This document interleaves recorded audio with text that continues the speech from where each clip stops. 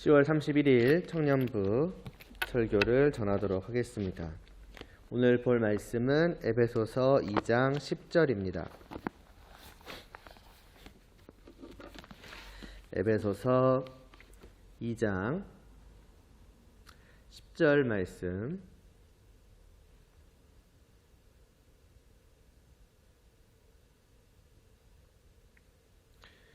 에베소서 2장 10절 말씀 봉독하겠습니다. 우리는 그가 만드신 바라 그리스도 예수 안에서 선한 일을 위하여 지으심을 받은 자니 이 일은 하나님이 전에 예비하사 우리로 그 가운데서 행하게 하려 하심이니라. 아멘. 하나님 아버지, 이 시간도 저희가 하나님의 말씀을 듣고자 합니다. 정말 우리가 하나님 앞에 어떠한 존재인지를 이 말씀을 통해 깨닫게 하여 주시옵시고, 일종의 우리를 향하신 그 하나님의 은혜를 정말 바르게 알고 또 은혜를 아는 자로서 또 어떻게 살아가야 하는지를 알 수 있도록 은혜를 베풀어 주시옵소서. 예수님의 이름으로 기도드리옵나이다. 아멘. 자, 2장 1절부터 7절까지 해서 사도 바울은 허물과 죄로 죽었던 우리를 그 하나님께서 사랑하시고 긍휼히 여기셔서 그 지극히 크신 능력으로 다시 살리시고 또 하늘에 앉히셨다라고 하였습니다. 그 놀라운 우리를 향하신 하나님의 역사를 이제 보여준 것이었죠. 그리고 이제 이러한 7절까지의 말씀에 대한 그 마무리가 지난 시간부터 보았던 8절부터 이제 오늘 볼 10절까지의 말씀에 나오는 것이었죠. 8절부터 10절에서 이 사도 바울은 이 1절부터 7절까지의 그 하나님의 역사를 어떻게 마무리하고 있습니까? 이 역사가 무엇을 보여주는 것이라고 하고 있습니까? 바로 하나님의 은혜를 보여주는 것이라고 하였습니다. 말하자면 이 역사를 통해서 사도 바울은 우리에게 하나님의 그 은혜라고 하는 것을 밝히 비추고 이것이 오직 하나님의 은혜라고 하는 사실을 우리 안에 분명하게 새기고자 하는 거예요. 다르게 말하자면은 이 은혜라고 하는 것의 그 올바른 의미를, 그 올바른 의미 그대로를 우리 안에 새기고자 하는 것이죠. 무슨 말입니까? 쉽게 말해서 우리의 행위, 우리의 공로가 아니라는 것입니다. 우리의 구원에 있어서 오직 하나님 편에서의 100% 은혜일 뿐이지 우리 편에서의 어떤 1%, 0.1% 요만큼의 그 무엇도 들어있지 않다. 오직 하나님의 은혜다. 그리고 은혜라고 할 때에는 오직 이것만이 은혜이다. 순도 100% 이것만이 진정한 은혜인 거예요. 그러니까 우리가 은혜를 말할 때에도 뭔가 그 안에 하나님의 은혜를 말하면서 나의 무언가가 섞여 있다면 그거는 은혜라고 내가 말을 할 뿐이지 실제로는 은혜가 아닌 것이죠. 사도 바울은 그 구원의 참된 은혜, 그것을 분명하게 우리에게 전하고 있습니다. 자, 그리고 이처럼 참 은혜를 밝히 드러내어 우리에게 비추고 우리 안에 새기고자 하는 이 사도 바울의 그 10절까지의 말씀의 마지막 10절. 이 10절은 뭐에 대한 것인가 라고 할 때에 우리가 잠깐 보아서 알듯이 행위에 대한 것입니다. 은혜의 은혜됨을 밝히 드러내는데 왜 행위에 대한 가르침이 나오는가? 언뜻 생각하면 조금 이상하게 생각할 수 있겠지만 사실은 그렇지 않습니다. 당연한 거예요. 왜냐하면 그 타당한 이유를 알려줘야지 납득하지 않겠습니까? 그냥 무조건 은혜다, 그냥 무조건 행위가 아니다 이렇게만 말한다면 납득할 수가 없겠죠. 그러니까 그것이 맞다는 그 합당한 이유를 설명을 할 필요가 있는 것이죠. 다르게 말하면 정말 은혜가 은혜되기 위해서는 행위에 대한 올바른 설명이 필요한 거예요. 그러니까 은혜가 은혜되기 위해서는 그 행위에 대한 우리의 그 행위에 대한 바른 알미라고 할까요? 바른 이해, 바른 인식, 이것이 반드시 필요할 수밖에 없는 것입니다. 그래서 이 10절 말씀은 어떻게 시작하는가? 한글 성경에는 드러나 있지 않지만 또다시 이 10절은 왜냐하면으로 시작을 합니다. 8절에서 은혜를 말했고 9절에서 뭐라고 말씀합니까? 행위에서 난 것이 아니니 이것은 누구든지 자랑하지 못하게 하려 함이라 라고 하지 않았습니까? 그리고 나서 이제 왜냐하면이에요. 그러니까 왜 행위에서 난 것이, 왜 우리의 믿음과 우리의 구원이 행위로부터 나온 것이 아니냐? 그래서 왜 우리가 우리의 행위를 자랑할 수 없느냐? 그거에 대한 이제 이유를 10절에서 마지막으로 사도 바울은 설명을 하려는 것이지요. 그래서 이 이유를 듣고서 납득하게 되는 것입니다. 그 9절의 말씀에 대해서. 아, 이러한 이유 때문에 구원이, 우리의 믿음이 우리의 행위로부터 나온 것일 수가 없구나. 아, 정말 우리의 행위에 대해서 우리는 자랑할 수가 없는 거구나. 아, 이런 거였구나. 그러니까 오직 은혜인 것이구나. 이렇게 되는 거죠. 자, 그렇다면은 왜라고 합니까?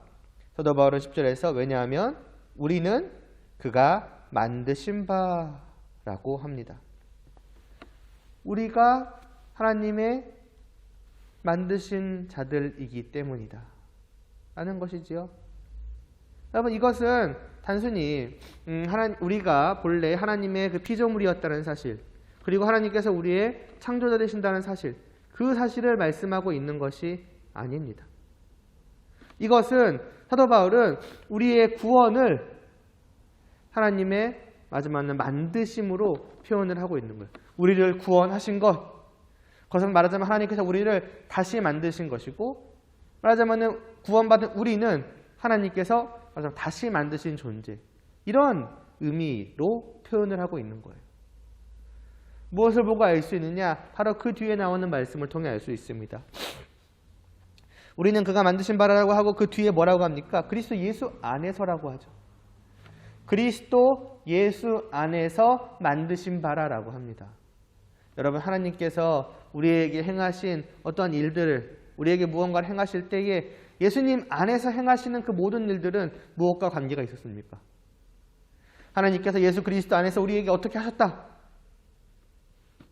에베소서에서 쭉 봐왔잖아요. 뭐와 관계된 것이었습니까? 우리의 구원과 관계된 것이었어요. 그러니까 그걸 통해서 알 수 있는 거, 우리를 만드셨다? 예수님 안에서 만드셨다? 그렇다면 이것은 우리의 구원에 대해서 말씀하고 있는 거구나. 우리를 구원하신 일을, 우리를 다시 만드신 일로 표현하고 있구나. 이렇게 우리가 이해할 수가 있는 것이지요. 그러니까 우리의 구원이라고 하는 것은 일종의 재창조예요. 새로운 작품으로 다시 만드신 것입니다. 조금 표현을 달리하자면은 고장난 것을 다시 새롭게 원래대로 고치셨다. 이렇게 표현해도 괜찮을 것 같습니다. 앞서 말씀드렸던 것처럼 본래 우리는 무엇이었습니까? 하나님의 피조물이었죠. 하나님의 뜻대로, 그리고 하나님 보시기에 좋게 만들어진 것이 본래의 우리였어요. 그러니까 그 모습 그대로 있었다면은 아무런 문제가 없었겠지만 어떻게 되었습니까? 우리는 허물과 죄로 인해서 죽었습니다. 다르게 말하자면은 허물과 죄로 인해서 우리는 완전히 고장나 버리고 마는 거예요.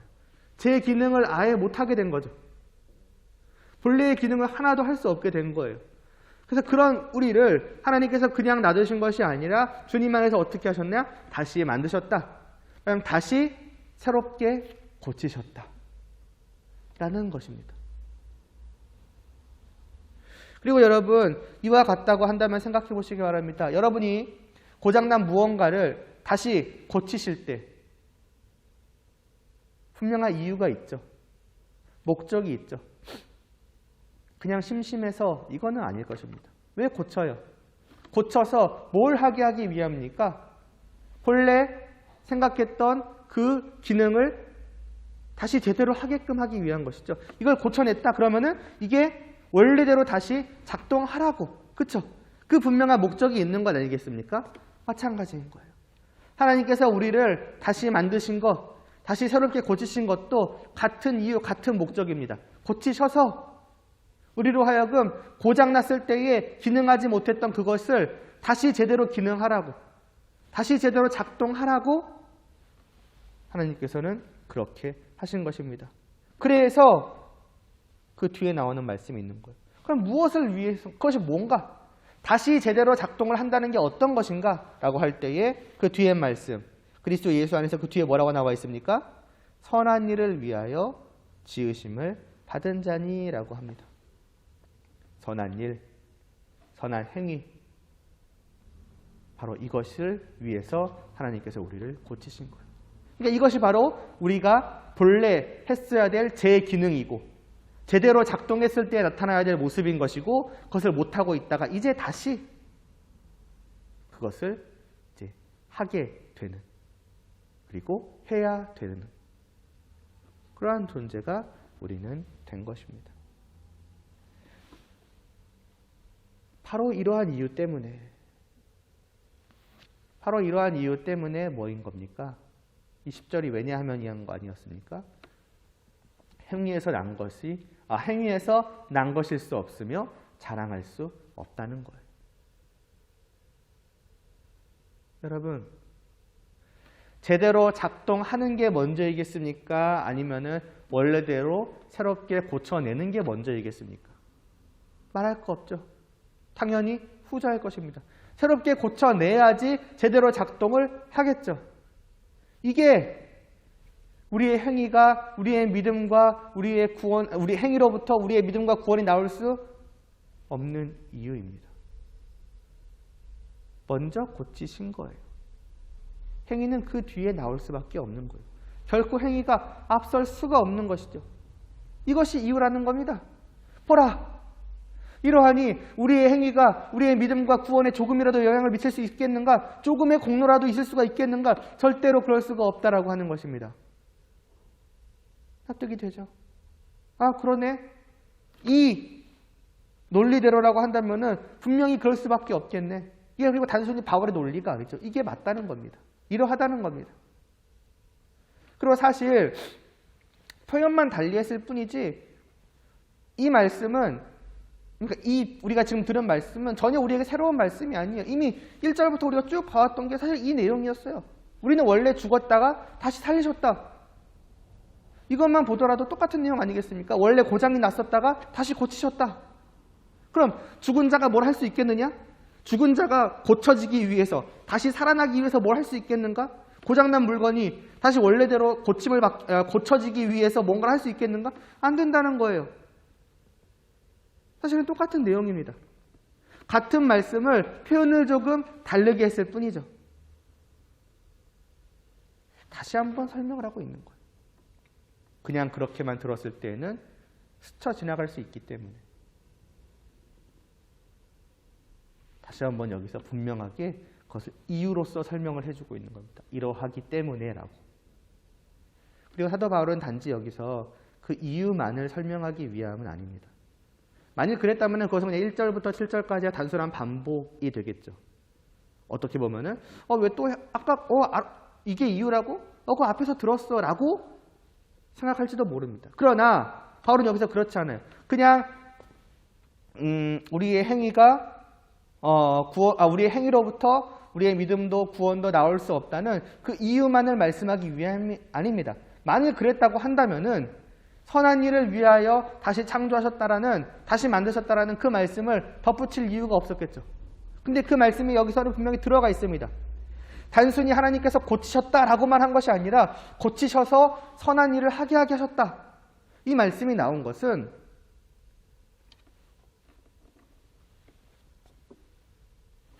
이쪽에 대한 것도 분명하게 우리에게 설명을 하고자 하는 거예요. 무슨 말이냐? 그럼 행위는 뭐냐 하는 겁니다. 행위로부터 우리의 믿음도 우리의 구원은 나온 게 아니다. 다시 말해서 우리의 어떤 행위도 어떠한 공로도 하나님의 구원 앞에서 철저하게 부정된다. 그럼 그렇다고 해서 행위라는 것이 무의미한가? 우리의 행동, 그런 것들이 필요 없는가? 그게 아니라는 것입니다.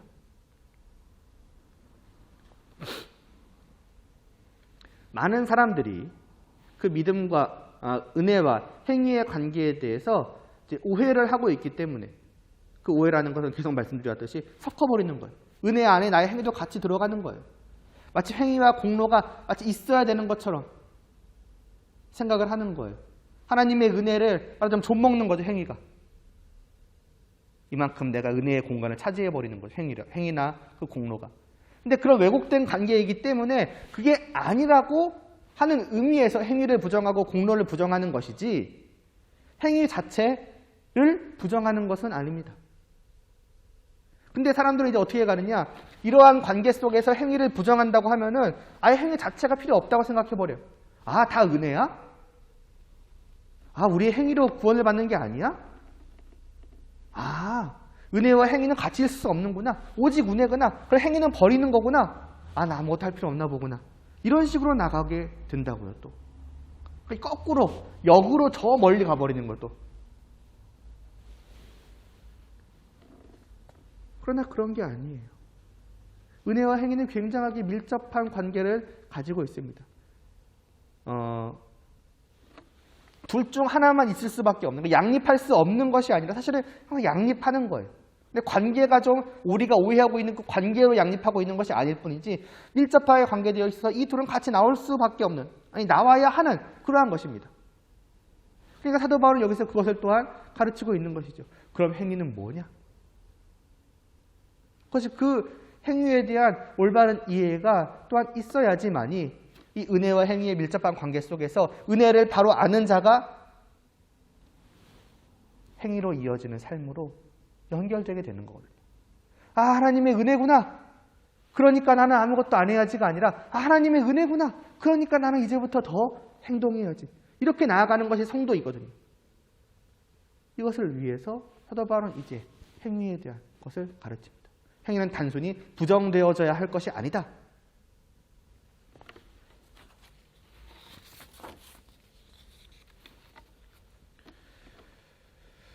그렇다면 행함은 무엇입니까?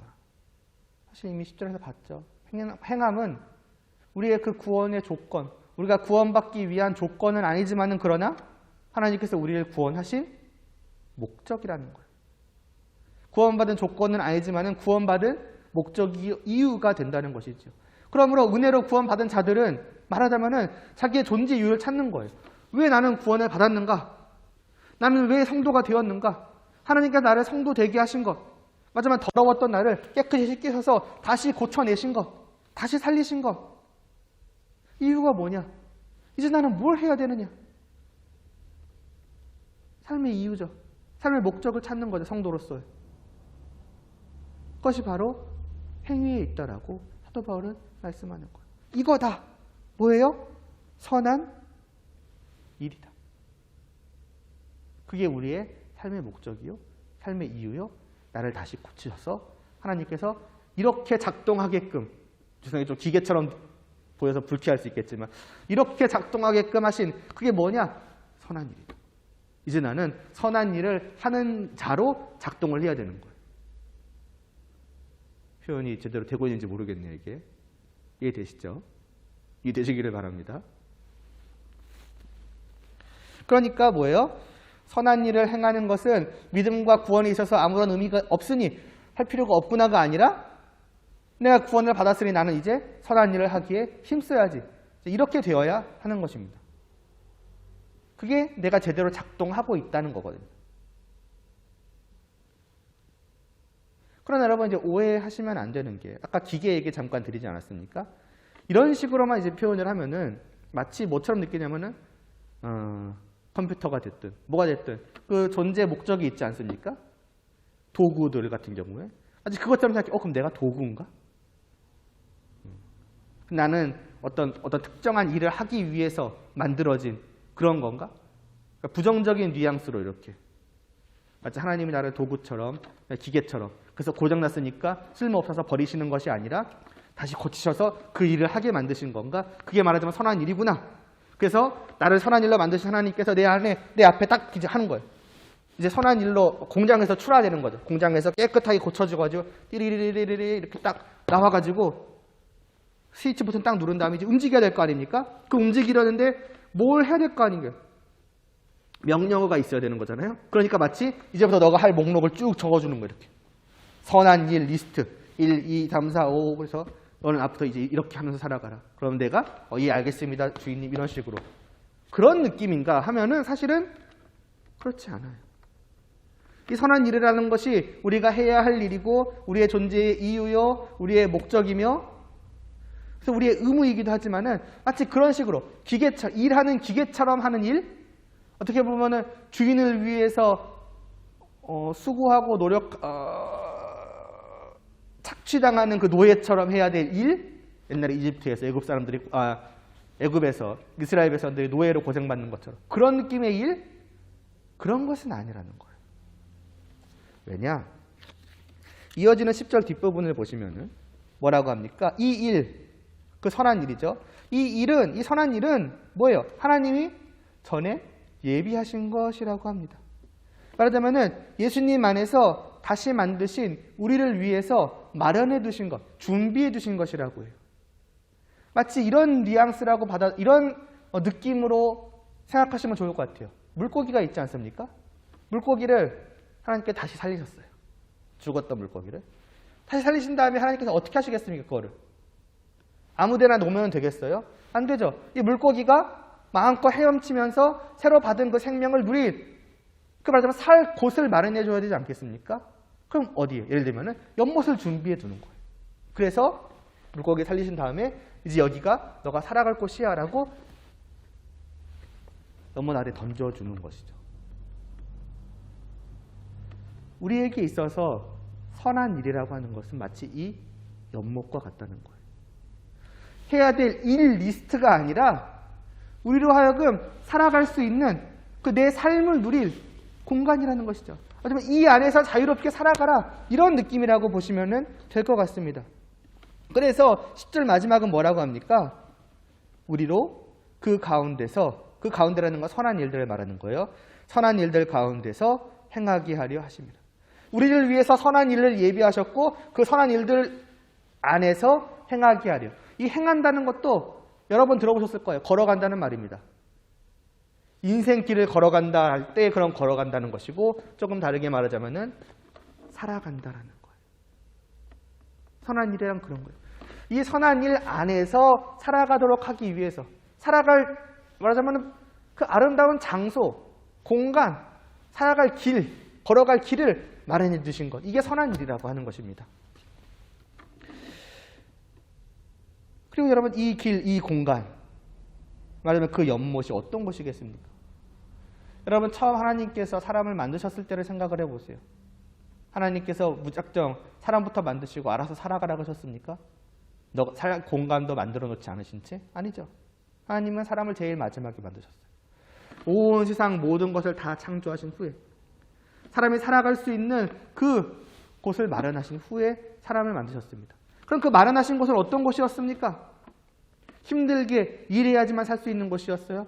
아니면 하나님을 위해서 일해야만 하는 그 살 공간이라고 하는 것이 어떤 광산이고, 그 앞에다가 그러니까 뭐라고 합니까? 생각이 안 나네. 곡괭이 딱 마련해 주시고, 여기서부터 네가 살 곳이야. 자, 뭐 해야 돼요? 뭐 해야 되겠어? 빨리 들어. 금을 캐, 나를 위해서. 이런 공간이었습니까? 아니었죠. 그것은, 이 세상은 하나님이 보시기에 좋은 것이었습니다. 조금도 부족함이 없는, 조금도 잘못되거나 그릇됨이 없는, 정말 좋은 것, 복된 것이었어요. 그것을 사람을 위해서 마련해 두시고 그 안에서 살아가라고 하셨습니다. 그럼 그 안에서 살아가는 것은 무엇이겠습니까? 복된 삶인 거예요. 그 삶을 누리는 거예요. 받은 생명을 가지고 마음껏 연못에서 헤엄쳐가는 거예요. 이게 하나님께서 본래 우리를 위해서 마련해 두셨던 이 세상이었죠. 같은 느낌으로 보시면 돼요. 우리를 위해 예비하신 선한 일도 이런 겁니다. 힘들게 일할 리스트로 주신 게 아니라 이 안에서, 이 선한 일 가운데에서 살아가라라고 말씀을 하신 겁니다. 이렇게 생각하시면 어떨까 싶어요. 이 반대편에 그럼 뭐가 있느냐? 마침 이 선한 일이라고 하는 연못 밖에는 뭐가 있느냐? 뭐가 있겠습니까? 이 세상이 펼쳐져 있죠. 여러분, 우리는 변화되기 전이나 후나 여전히 이 세상 속에 있어요. 그럼 이 세상은 어떤 것입니까? 우리가 1절, 2절에서 봤죠. 하나님을 떠난 세상이요, 공중의 권세 잡은 자 아래에서 죄의 악으로 가득한 세상입니다. 이 세상의 풍조, 다시 말해서 세상 사람들이 살아가는 길, 그것은 결국 어떤 길이에요? 사단마귀의 길이에요. 죽음을 향해 나아가는 길이고 오직 하나님께 불순종하며 나아가는 길들입니다. 사람들이 살아가는 모든 이유를 어떻게 포장해도 결국 하나로 귀결돼요. 하나님으로부터의 불순종, 하나님을 떠나는 것, 하나님께 죄와 악을 행하는 것. 그러니까 하나님께서 우리를 위해서 이 선한 일들, 우리로 하여금 어떻게 살아가야 할지, 이렇게 살아가야 된다, 너희가 해야 될 선한 일들은 바로 이러한 것이다 라는 것을 하나님께서 말해두지 않으셨다면은 우리는 구원받은 후에 다시 어떻게 살아가겠습니까? 보여주는 게 이것밖에 없으니까 똑같이 살아가겠죠. 아, 저들처럼 살아가면 되나 보다. 똑같이 죄 짓고 똑같이 악을 행하고. 그럼 뭐인 거예요? 그것은 연못 밖에서 다른 연못이라고 할 수 있죠. 구정물, 똥물, 더러운 물 속에서 다시 들어가서 거기서 그냥 헤엄쳐 가는 거예요. 기껏 하나님께서 구원해 주셔서 다시 살리시고 깨끗이 씻기셨는데 갈 곳이 없으면 다시 글로 들어갈 수밖에 없는 겁니다. 그러니까 하나님께서 어떻게 하시느냐? 그렇게 내버려 두지 않으신다는 거예요. 너희가 살아갈 것은 이제 그 옛날 그 세상 풍조의 더러운 구정물이 아니야. 내가 너를 위해서 정말 깨끗하고 맑은 물을 마련해 두었어. 여기서 살아가면 돼. 그게 선한 일이라는 거죠. 다르게 말하면 이렇게 살아가면 돼가 되겠죠. 세상 풍조를 따르지 말고 이와 같이 깨끗하게 그 깨끗함을 누리며 살아가면 돼. 그 선함을 누리며 살아가면 돼. 그 진정으로 좋음을, 그 복됨을 누리면서 살아가면 돼. 그것입니다.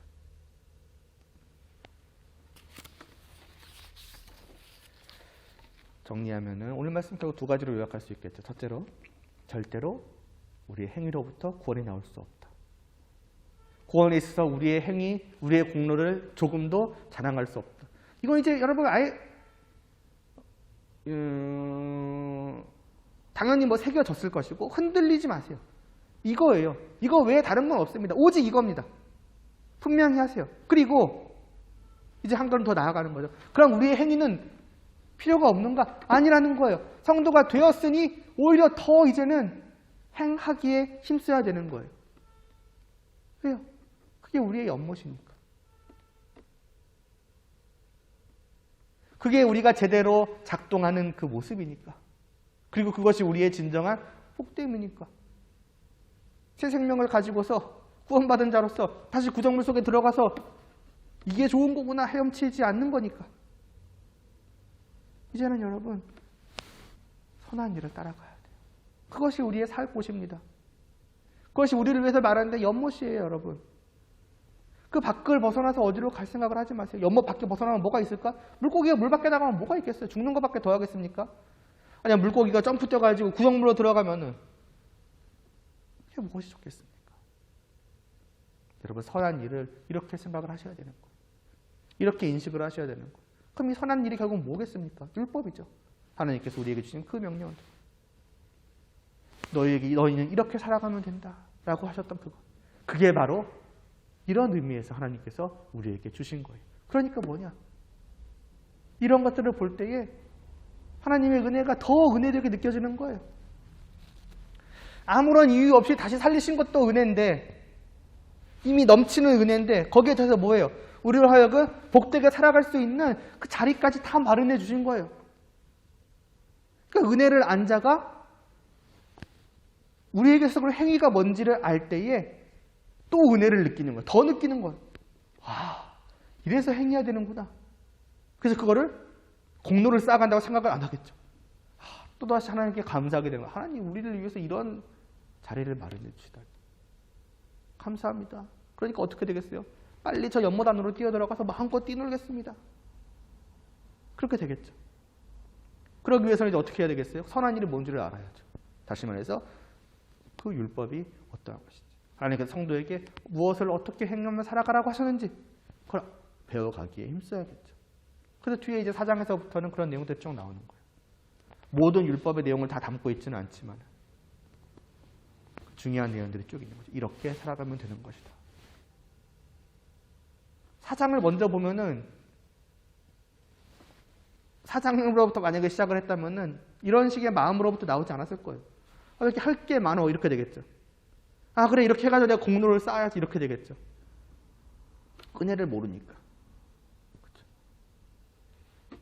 그렇죠? 그러니까 먼저 이 말씀이 앞에 나온 겁니다.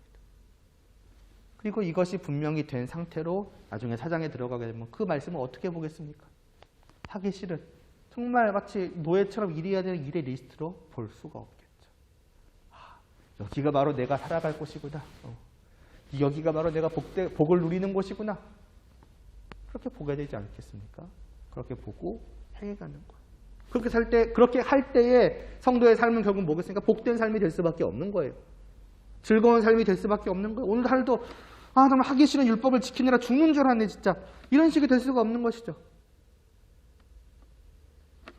성도의 복된 삶을 누리는 그 방법이 여기에 있는 거예요.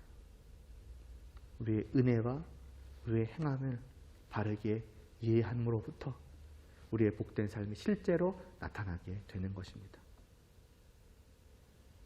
우리 오늘 이 말씀, 여기까지의 말씀을 통해서 정말 하나님의 은혜를 다시 한번 분명하게, 그리고 더 확실하게, 더 깊이 깨닫고, 그러나 은혜를 아는 자로서 정말 그 복된 행함으로 나아가서 여러분의 하루하루의 그 모든 삶이, 하나님의 말씀을 따라 살아가는 그 모든 삶이 정말 복된 삶으로 여겨지며 그것을 실제로 그와 같이 누릴 수 있기를 간절히 소원합니다. 기도드리기 전에 두 가지 광고를 하겠습니다. 첫 번째는 지난 화요일 날 카톡으로 드렸지만은 유빈 형제가 지금 이제 계속 주일날 일을 하게 되세요. 아마 앞으로도 계속 그럴 것 같으세요. 그래서 한참 고민하시다가 지난주에 오셔서 좀 이렇게 이야기를 좀 나누었습니다. 그래서 청년부를 떠나기로 결정했다고 이렇게 하셔서 여러 가지 이야기도 나눴지만은 이제 결국 그렇게 결정을 하셨어요. 그래서 부디 위에서 기도 부탁드리겠습니다. 그때 카톡으로도 말씀을 드렸지만은 좀 하나님으로부터 떠나지 않기를, 이 교회로부터 완전히 끊어지지 않기를, 어쨌든 그 마음이 항상 주님께로 향해 있고 다시 주님께로 돌아올 수 있기를 여러분 그것을 위해서 기도를 부탁을 드립니다. 그리고 또 한 가지는 이제 좋은 소식은 다음 주부터 다시 이제 대면 예배를 시작이 됩니다. 정부 발표가 났죠. 이제 전환이 이제 되기 시작합니다. 그래서 교회도 다시 대면 예배를 드릴 수 있게 되었고, 예, 각 부서, 그래서 우리 청년부도 다음 주부터 다시 대면 예배를 드립니다. 3시 15분까지 우리가 그러니까 비대면 하기 전과 동일합니다. 3시 15분부터 이제 예배를 드리니까 가능하신 분들은 꼭 참여해 주시면 좋겠습니다. 오랜만에 얼굴 보며 또 함께 예배를 드릴 수 있으면 좋겠어요. 기도드리겠습니다. 하나님 아버지, 하나님의 은혜를 온전히 은혜되게 하여 주시옵소서. 하나님의 은혜를 더욱더 은혜되게 하여 주시옵소서. 그렇기 때문에 또한 우리로 하여금 행하고자 하는 마음을 갖게 하여 주시옵소서. 선한 일을 더욱더 힘써 행할 수 있게 하여 주시옵소서. 이것이 바로 하나님께서 마련하신 우리의 살 공간이요 복된 장소입니다. 하나님 아버지, 이곳을 떠나 우리가 다른 곳으로 갈 생각을 하지 않게 하여 주시옵시고, 이 안에서 우리의 복된 생명을 정말 복되게 마음껏 누릴 수 있도록 은혜를 베풀어 주시옵소서. 예수님의 이름으로 기도드리옵나이다. 아멘.